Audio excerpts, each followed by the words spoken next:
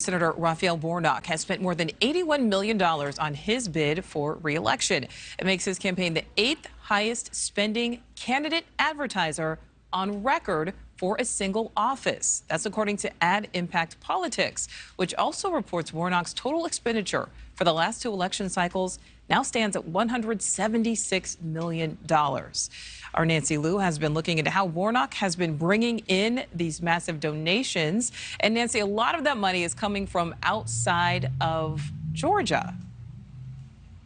Yep. And a lot of it coming from California. As the most populous state and always among the richest, California has always been fertile ground for political fundraising, particularly for Democrats. With Senate control up for grabs, big money has been flowing to Georgia from here and elsewhere.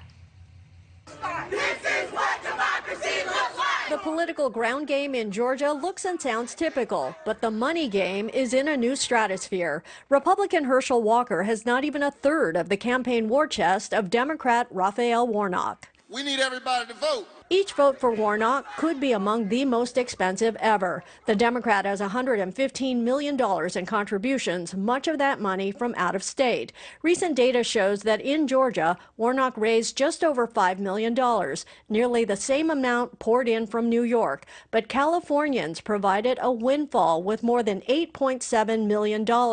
Walker seems unconcerned. What I worried about what the people of Georgia say about me. What the people of Georgia are saying about me is I'm their next senator. Donations to Warnock make clear that people outside of Georgia also want to say. So you do see lots of people from places like California and Illinois, but also places that you might not expect to see, like Indiana or South Carolina. Among the Hollywood heavyweights who've donated to Warnock, Norman Lear, Jeffrey and Marilyn Katzenberg, Steven Spielberg, and Deborah Messing. Plenty of everyday Democrats outside Georgia have also chipped in. You have individuals who are willing to put some of this money out if they care about what's happening with control of the Senate, especially if they're in a state that doesn't have a competitive race. The San Francisco Chronicle reports that city residents there have donated more money to Warnock in Georgia than any race in California. That determination that his seat was potentially flippable was going to target a lot of attention there. And that's manifesting itself in terms of the type of fundraising that we're seeing on his behalf. Now, while the Georgia Senate race is the nation's most expensive, a very close second is Pennsylvania, where Democrat John Fetterman is neck and neck with Republican Dr. Mehmet Oz.